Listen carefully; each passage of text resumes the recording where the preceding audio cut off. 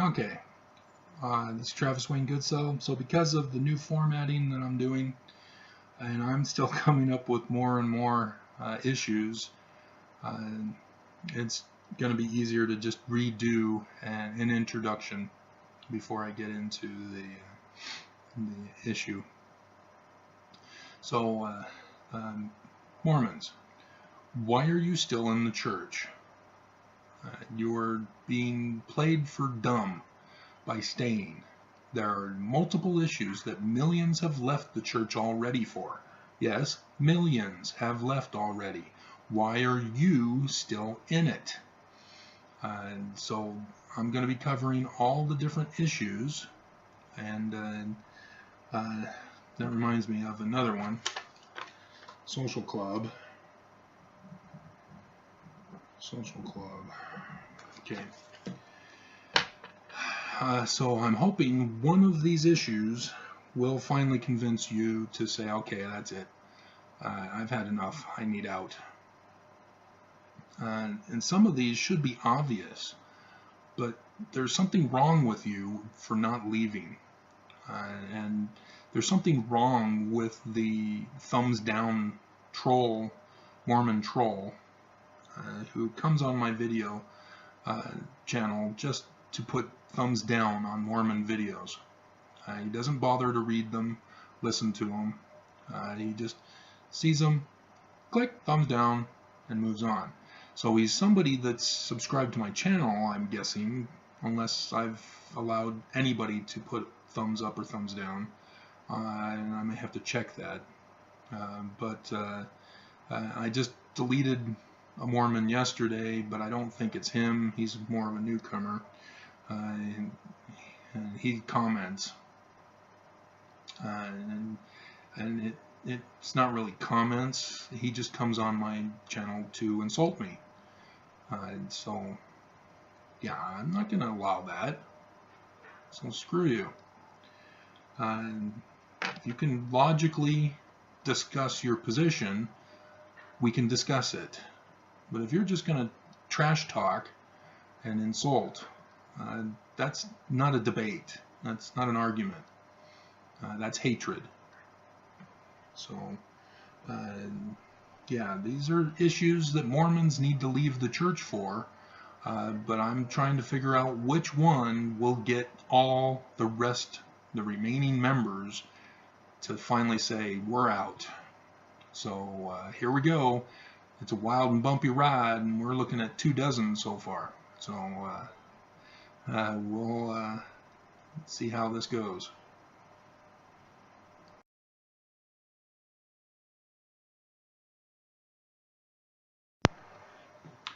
Okay, number 8, racism. This has been a big popular one for many members of the church, walking out, and running away, and leaving far behind. Racism. So, yeah, those of you who were born after 1978 may not be familiar immediately as growing up of the issue of racism in the church. I was an 8-year-old boy when it was finally announced. I remember being on my mother's lap and hearing the audience go, oh, and so it must have been during April conference when it was brought up to everybody's attention, and because that's the only time where I would have been in church, and well, no, as a little kid I was also on my mother's lap, so could have been either one. So yeah, we were in Southern California, so we didn't get to stay at home and watch it on TV. We had to actually go to church to watch it through satellite. And yeah, I knew nothing about it. I didn't understand it. Meant nothing to me. It was like, all right, whatever. Go back to sleep. And come to find out, the church is racist. Bruce R. McConkie's original Mormon doctrine was edited by orders of the First Presidency, and he immediately complied. He was complicit, as I've previously discussed about complicity,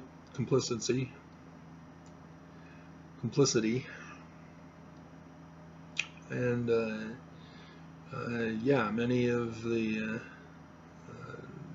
original works had to be edited and hidden from the church.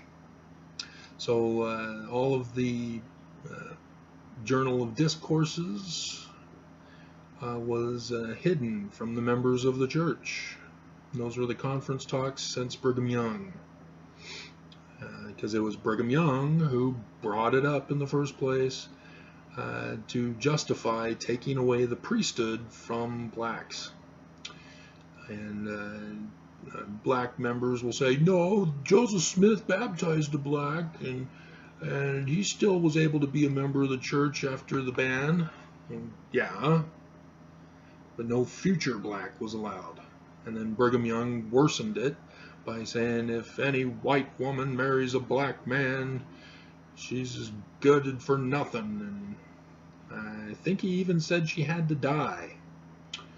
And so, yeah, Brigham Young was that extreme, calling for the death penalty for interracial relationships.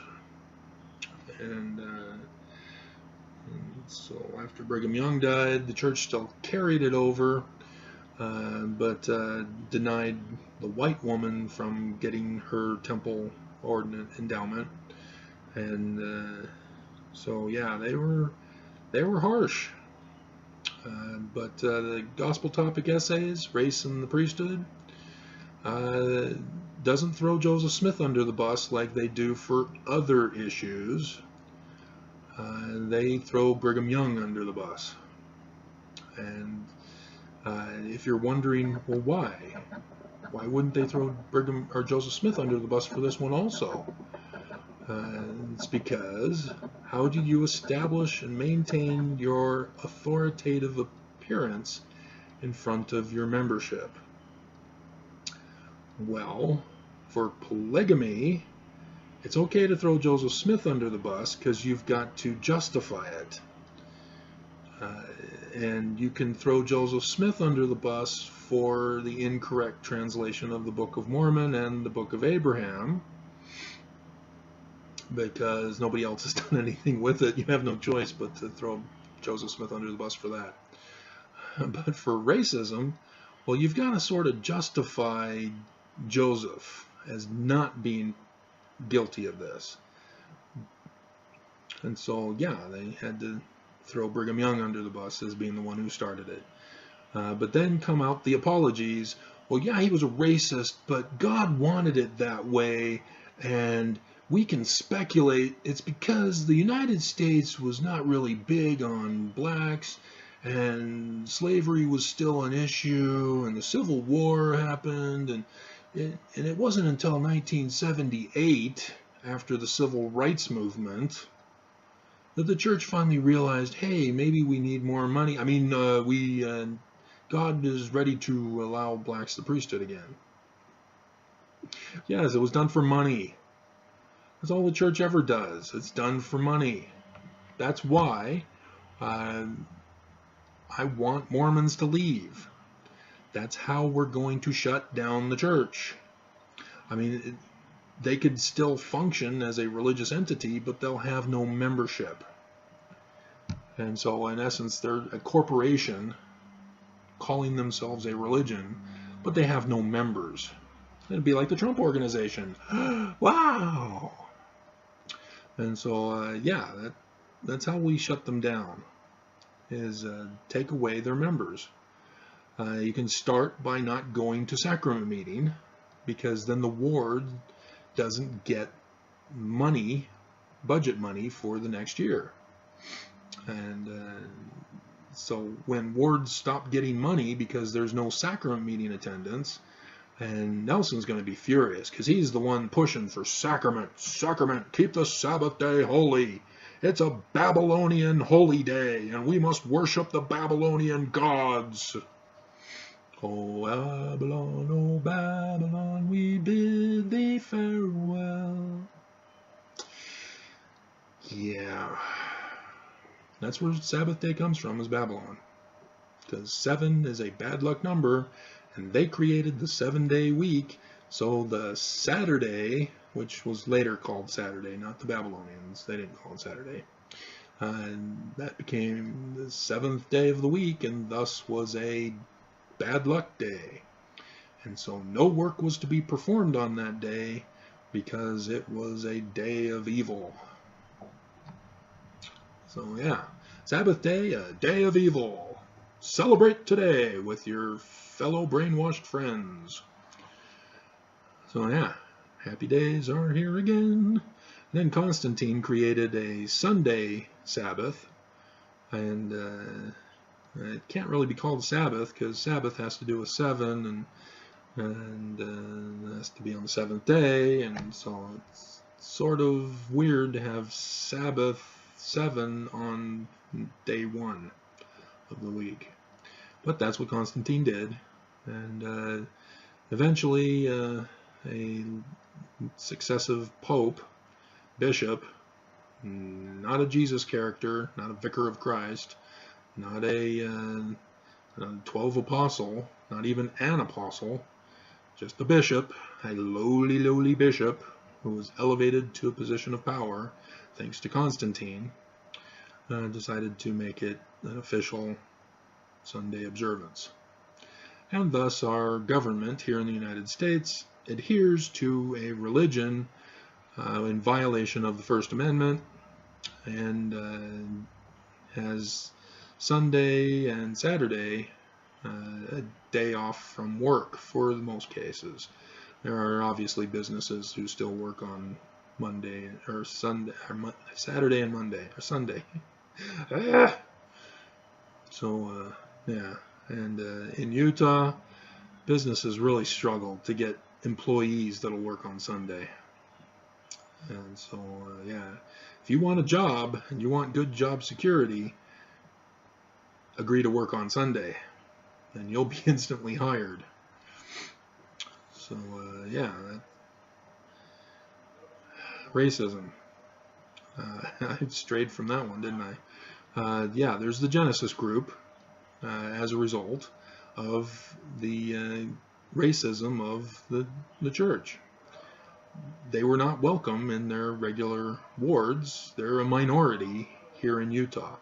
I believe the statistics indicated 1.1% out of Utah's population of 3.5 million, is it? Somewhere around there?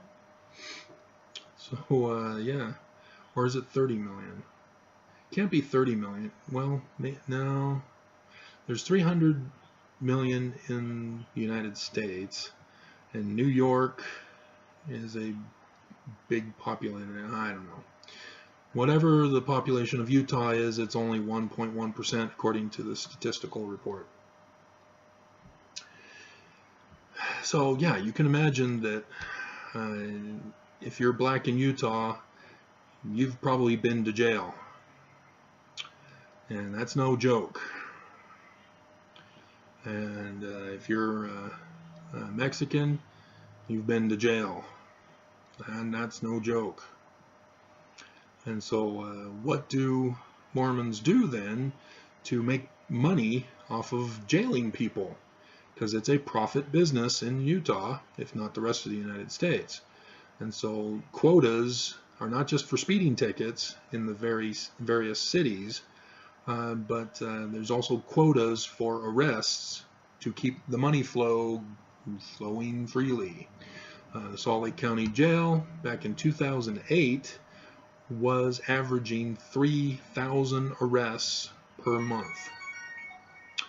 7th, so that's a different text message. And so what do Utahns arrest then? Well, they don't arrest the rich elite, heaven forbid. So they have to go after the poor. So the poor are the ones who fill up the remainder of the positions in the Salt Lake County Jail and other jails throughout Utah to meet their quota for the month. And of course, Utah has a 98%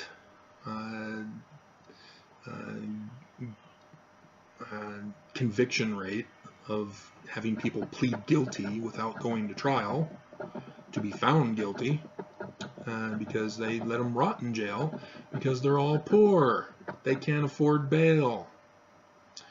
And so they rot in jail as they lose their jobs, lose their homes, lose their cars, lose everything in life, lose their families. Or they can just simply plead guilty and they can go right back to their family and their lives. But then they have the mark on them. Oh, I see you've pled guilty before. We're going to use double jeopardy on you and punish you for this thing because of what you've done in the past. So you got to plead guilty again in order to avoid the extended jail time or prison time. So yeah, it's a money-making scam here in Utah, and blacks are victims just like in other states in the Union. The church is part of that system of hatred towards blacks. And the Genesis group was forced to do an underground church at first, but finally it got big enough and loud enough that the church said, okay, fine, we'll accept you, but just make sure you're paying your tithing, because you're not going to get any, benefits of church membership unless you pay up. And so, the thing is that the church is wrong. I hope this is the message that you're understanding out of all this. And one of the things that I've noticed as a behavioral trait of Mormons who refuse to leave, even though they know things are bad for whatever issue they understand and utilize as their issue, that they don't leave even though they would under normal circumstances, is that they think that they can fix things from within, that they can make life better one person at a time. This is a scam. This is a deception that you're thinking in your thinking processes. You cannot change from the ground up. Just like trickle-down economics is a fraudulent economic theory, working from the ground up to make change is also a fallacious theory. You have to reach the masses, and it doesn't happen one person at a time. We've got social media now.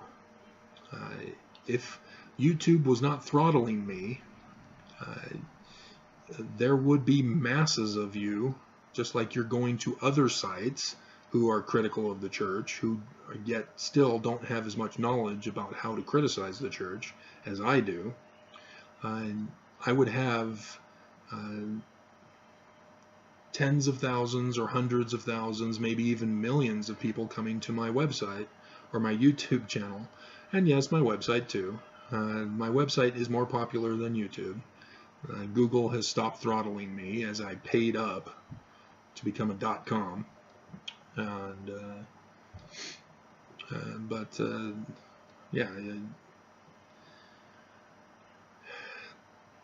making national news, world news, that's what makes change. And the government knows this, the church knows this. That's why they suppress people when they recognize somebody is wanting to make changes. They call them apostates, they call them antichrists, and the chart on the last day's video, you'll notice there's a couple of names on there, John DeLynn and Denver Snuffer. And then there are others, but those are the two biggest threats that the church sees, because they're reaching a wider audience than the rest of us. John DeLynn, he's harmless. All he does is he's like a reporter of ex-Mormons. He doesn't really come out now and say this is wrong of the church and that's wrong of the church. He lets other people tell that story for him, and so he's been silenced by the church, having been excommunicated by them. And Denver Snuffer, he's off in his own world. You can go to his website, download his documents, but yeah, he's out there. I don't know why Mormons are following him, but it's really not that many. It's only like a couple thousand, and even then, the news reports indicate that they may not actually be following him. They just may be aware of him and like some of the things he says, but they go their own way. They go their own way also, and so yeah. So the Genesis group were loud enough that the church had to say, okay, fine, you can be in the church, be your own segregated ward. That's another one that I'm going to bring up, is segregation. But yeah, you've never seen a black apostle, and you never will until the church is forced to change. They hired a Brazilian and a Californian Asian, but that's, you know, look at what they've done in their life, and you'll understand why the church wanted them up there in the apostles. And I discussed that in my one of my other videos that involves the LLC investment money laundering fraud. So yeah, racism is one of the issues. The church hasn't given it up, only in print and in word over the pulpit, but in practice, nah, they're still bearing the fruits of a corrupt tree. So stay away from the church, run away. Don't try to change it from within. Like the Genesis group, don't even try to change the church. I mean, you can pressure them and get little changes here and there, like the ordained women did, sort of. They excommunicated the leader, but now they let women into the meetings of the brethren.